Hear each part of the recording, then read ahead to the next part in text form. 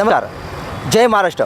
प्रभास समाचार लाईव्हमध्ये आपलं मी सर्वांचं पुन्हा एकदा स्वागत करतो. आज आपण विरार येथे आहोत. प्रभाग जो 4 आहे, या प्रभाग क्रमांक उद्धव बाळासाहेब ठाकरे शिवसेने या गटाचे अधिकृत उमेदवार संध्या दिवाणजी, गिरीश दिवाणजी आहेत. ताई, काय सांगाल की आज आपण जो तुमचा मी प्रचार पाहिला होता आणि त्यानिमित्ताने तुमची भेट घ्यावी अशी मला वाटली, कारण जेवढा समुदाय तुमच्याबरोबर होता तो बरेच वर्षानंतर इथलं जे मशाल पेटल्यासारखी मला वाटली. आणि तुम्ही अधिकृत उमेदवार आहेत.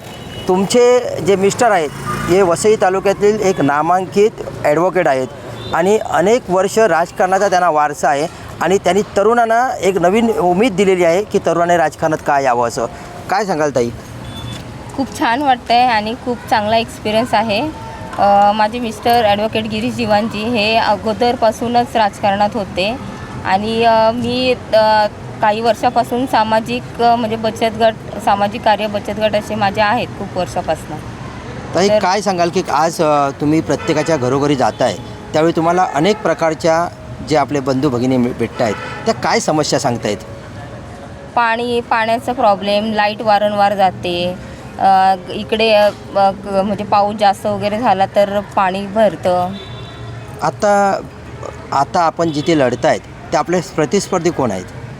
भाजप आणि बहुजनचे आहेत. साहेब, काय सांगाल की ताई आता तुमचाच जो वारसा घेऊन पुढे राजकारणात उतरलेले आहेत आणि तुम्ही एक नामांकित नाव आहे आणि तरुणांना प्रेरणा आहेत. आता तुमच्याबरोबर माझ्यासारख्या व्यक्तीने पण बरेच कॉलेज विलेजपासून आपण आंदोलन केलेले आहेत.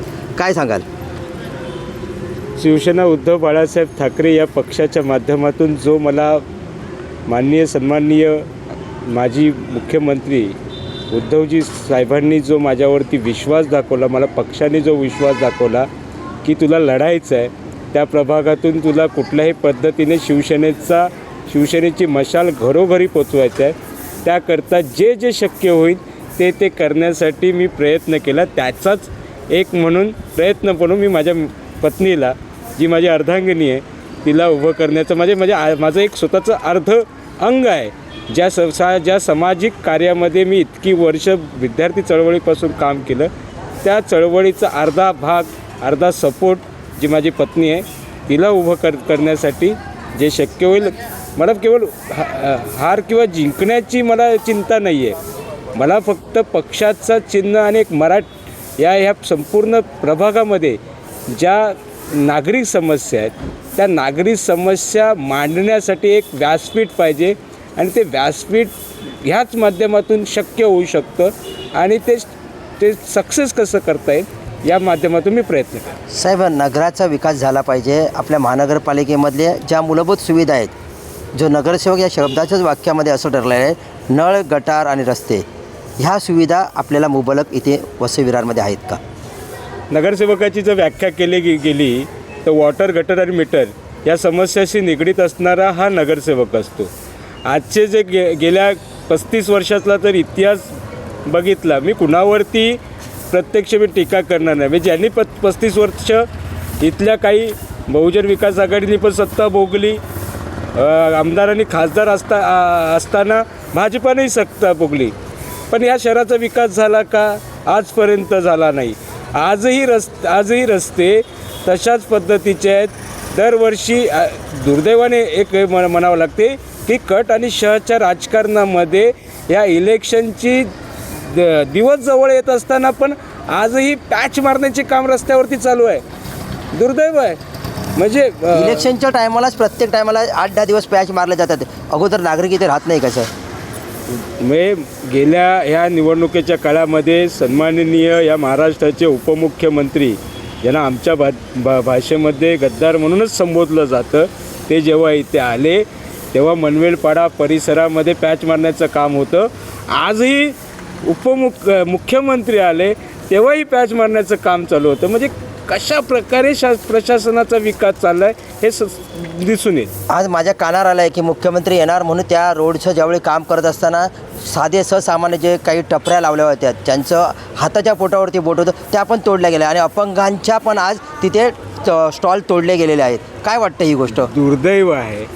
भाजपा ज्या नरेंद्र मोदींचा गाजावाजा करताना म्हणतं की एक चायवाला या देशाचा पंतप्रधान झाला आणि तेच भाजपाचे लोक आपले मुख्यमंत्री येणार आहेत यासाठी एका गोरगरीब मराठी मुलाचा चायची टपरी तोडतात. शरम वाटली पाहिजे, लाज वाटली पाहिजे. तुम्ही सत्ता म्हणजे तुम्ही नगरसेवक बनत आहात, त्या नगरसेवकांच्या नागरिकांची तुम्हाला पर्वा नाही, त्या कुटुंबाची तुम्हाला पर्वा नाही. म्हणजे कुठपर्यंतचं घाणेरडं राजकारण करायचं. अतिक्रमण आटलं पाहिजे. अतिक्रमणाच्या बाबतीमध्ये दोन्ही साईडचे रस्ते मोकळे झाले पाहिजे, पण त्याच्यावरती विस्थापून असणारा जो माझा बांधव आहे तो भले कुठल्याही प्रांतातला असतो, मराठी असो, इतर कुठच्या उत्तर भारतीय वगैरे कोणी असो, पण तो गरीब आहे. त्याने त्या प्रभागातला नागरिक आहे, तर त्याचा पुनर्वसन करण्याची पण जबाबदारी इथल्याच प्रशासनाची आहे. त्याच्या रोजंदारीवरती बुलडोजर चालून ही कुठल्याही प्रकारची अशा प्रकारची सत्ता आम्हाला नको आहे. साहेब काय सांगाल, तुमचे खरेच प्रतिस्पर्धी कोण आहेत? म्हणजे ताईंचे खरेच प्रतिस्पर्धी कोण आहेत? मला जर विचारलं गेलं तर प्रभाग क्रमांक 4 माझ्या पत्नीच्या समोर कोणीच प्रतिस्पर्धी नाही. जर प्रतिस्पर्धी बघायचं गेलं तर एकीकडे जे भाजपा आहे त्यांच्यामध्ये स्वतःच त्या उमेदवाराच्या बद्दल त्यांच्याच पक्षामध्ये नाराजगी आहे. दुसरे जे प्रतिस्पर्धी आहेत, जे पिवळधारी आहेत, त्यांच्याहीबद्दल त्यांनी गेल्या काळामध्ये जी काही नगरसेवक पद कारकीर्द गाजवली, कशी गाजवली हे तिथलेच त्यांचे कार्यकर्ते सांगतील. एवढंच फक्त सांगतो की अंदर की बात है, प्रभाग क्रमांक 4 के सब नागरिक हमारे साथ हैं. ताई काय सांगाल, तुम्हाला जास्तीत जास्त बहुमताने निवडून येण्यासाठी मतदारांना काय आवाहन कराल? खूप चांगला एक्सपिरियन्स आहे इकडच्या एरियामध्ये, कारण अगोदर इतक्या वर्षापासून ज्यांचं इथे होती सत्ता होती, तर ते नगरसेवक आलेत, पण परत कधी तोंड दाखवायला आलेत नाही इकडे. कारण मी इथे 25 वर्षापासून स्थायिक आहे. काय वाटतं तुम्हाला, प्रचंड बहुमताने निवडून देण्यासाठी काय सांगाल? माझं फक्त एवढंच म्हणणं आहे की बांधवांनो, गेले 35 वर्षातली तुम्ही सत्ता बघितलीत. 35 वर्षामध्ये जी काही शहराचा विध्वंस केला तेही बघितलंच. त्याच्यावरती जे भांडवल करत जी 1 वर्षापूर्वी या भाजपाची सत्ता आली, त्यांनीही नागरिकांचा विश्वासघात केला, तेही तुम्ही बघितलेलं आहे. तिसरा पर्याय तुमच्यासमोर उभा आहे आणि तो मराठी चेहरा म्हणून तुमच्याकडं उभा आहे, या महाराष्ट्रातलं रक्त म्हणून उभा आहे, एक महाराष्ट्रातली सुजाण नागरिक म्हणून उभे आहे.